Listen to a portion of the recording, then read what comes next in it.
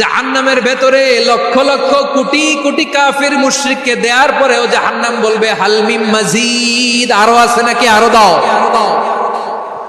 কোটি কোটি কাফেরের দল, মুশরিকের দল, সীমা লঙ্ঘনকারী দল, তাদেরকে যখন জাহান্নামে ফেলা হবে, বড় বড় পাথর খণ্ড জাহান্নামে ফেলা হবে, তারপরও জাহান্নাম বলবে হাল মিন মাজিদ, আরো আছে নাকি, দাও, আরো দাও, আরো দাও।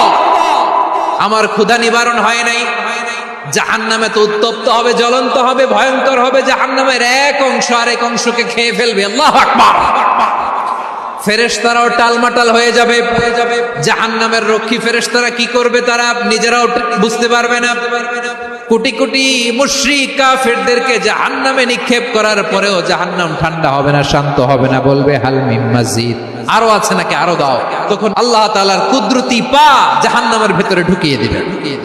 কোনো কিছুতেই যখন জাহান্নামকে শান্ত করা যায় না, আল্লাহ তাআলা তার কুদরতি পা জাহান্নামে ঢুকিয়ে দিবেন। দেওয়ার সাথে সাথে জাহান্নাম থেকে আওয়াজ আসবে, কত কত বিইজ্জাতিকা ওয়া বিকারামিকা, আল্লাহ আপনার ইজ্জতের কসম, যথেষ্ট হয়েছে, এনাফ এনাফ, আর লাগবে না। সুবহানাল্লাহ বল।